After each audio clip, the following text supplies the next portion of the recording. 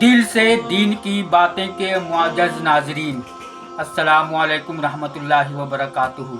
चलिए चलते हैं आज के बयान, आज की तकरीर के जानिब। आज हम सुनेंगे मौलाना साकिब रजा से जो तकरीर सुनेंगे, जो बयान सुनेंगे वो है एक अल्लाह के दोस्त का वाक़या। तो चलिए सुनते हैं अल्लाह के दोस्त का वाक़या मौलाना साकिब रजा से।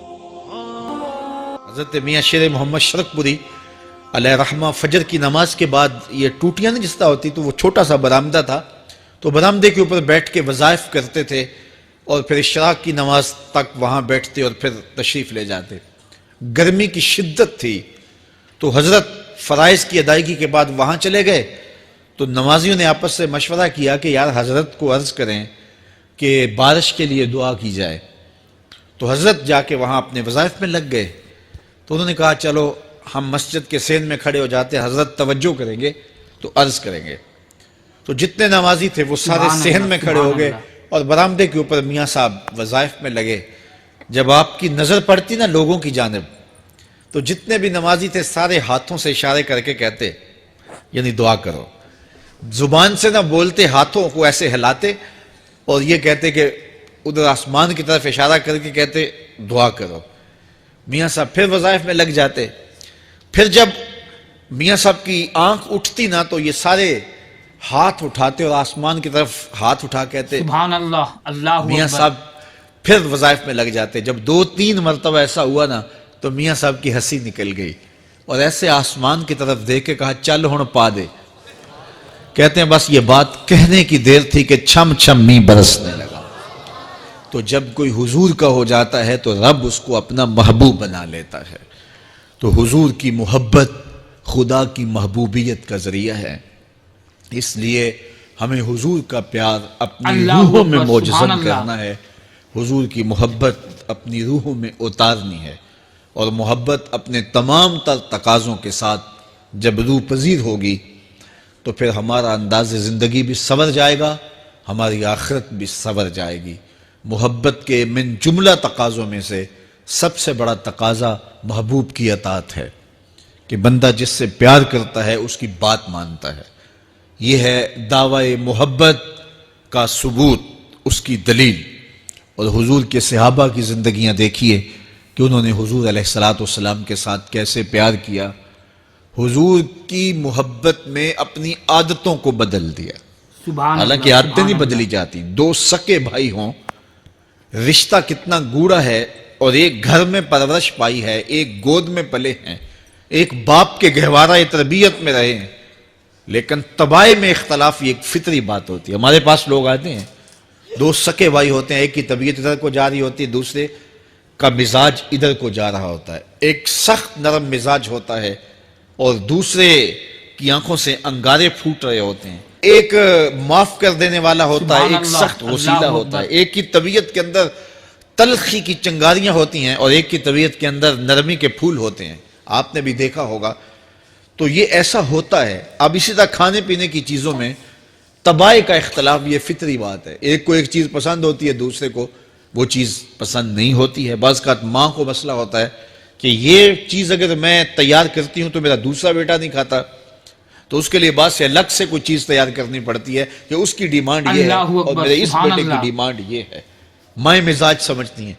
एक आगोश में परवरिश पाने के बावजूद खून एक है, गहवारा तरबियत एक है, दूध एक है, लेकिन तबीयतों के अंदर इख्तलाफ पाया जा रहा है। लेकिन सहाबा की जिंदगियां देखिए, उन्होंने अपनी तबीयतें भी हुजूर की तबीयत के सांचे में ढाल दी। हजरत अनस बिन मालिक को किसी ने देखा कि वो शोरबे से कद्दू के टुकड़े निकाल निकाल के खा रहे हैं, तो कहा ये क्या कर रहे हो? कहा मैंने एक दिन हुजूर को यूं करते हुए देखा था। तो तबाय का इख्तलाफ ये एक फितरी इख्तलाफ होता है, लेकिन सहाबा ने उसको भी छोड़ा और हुजूर की मोहब्बत के सांचे में। फिर इस चीज का इंतजार नहीं किया कि हुजूर का फरमान क्या है, हुजूर की चाहत पे अपने मिजाज को बदला।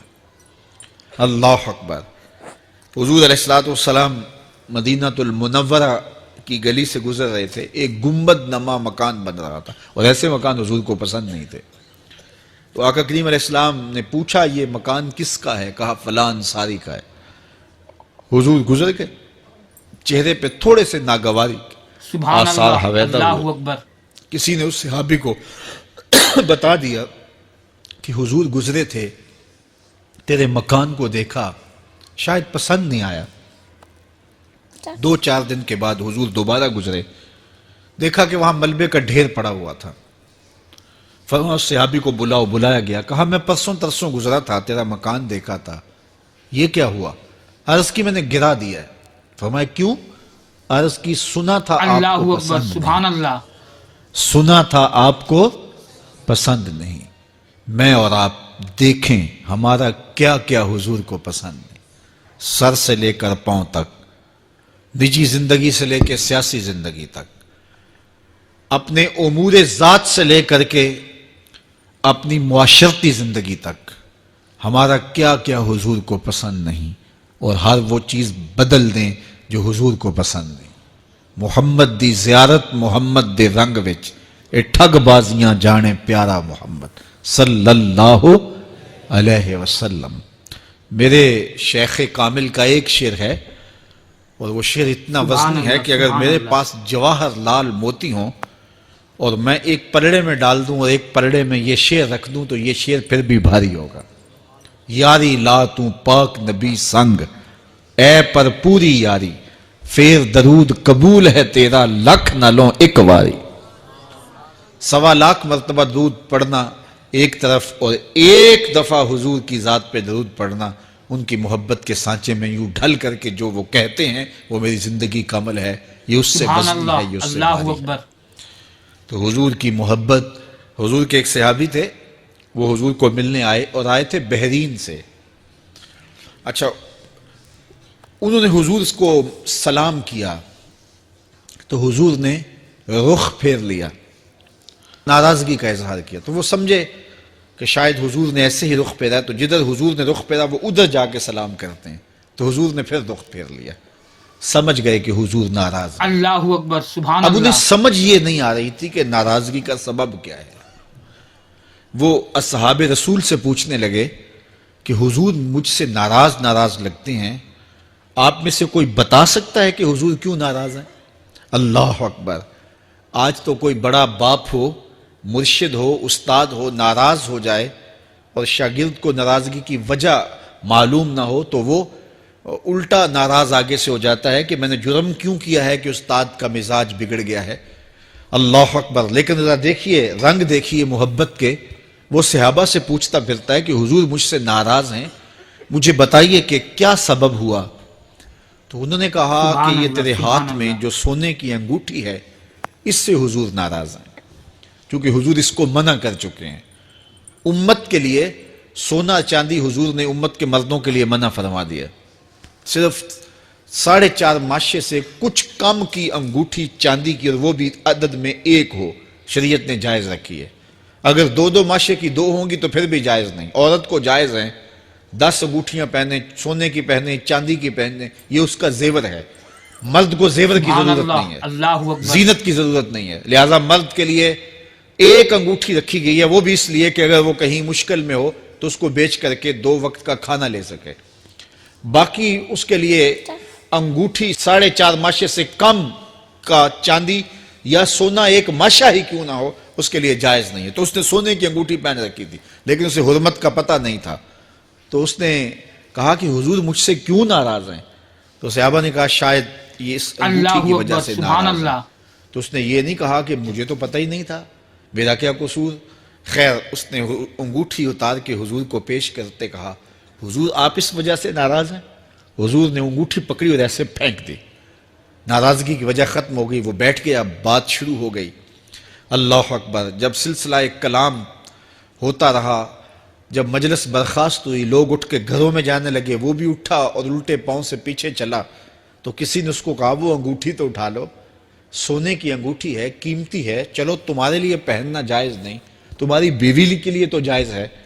تو اس نے کیا جواب دیا سنیے، اس نے کہا واللہ لا آخذہ وقد طرحہ رسول اللہ صلی اللہ علیہ وسلم، اللہ کی قسم میں اس انگوٹھی کو کبھی بھی نہیں اٹھاؤں گا جس کو میرے حضور نے پھینک دیا ہے۔ تو یہ تھی ان کی محبت، یہ تھا ان کا انداز۔ تو آئیے میں اور آپ حضور سے اگر محبت کرتے ہیں تو حضور علیہ السلام کا طرز زندگی، حضور کا انداز معاشرت اختیار کریں۔ کثرت کے ساتھ مائیں بہنیں بیٹیاں بھی موجود ہیں، وہ بھی اپنی اولادوں کی تربیت اس نہج سے سبحان کریں اللہ، اللہ کہ وہ اکبر۔ حضور کی سنت، حضور کی سیرت اور حضور کی اتباع کے سانچے میں ڈھل جائیں۔ زندگی کا مقصد ہی یہی ہے۔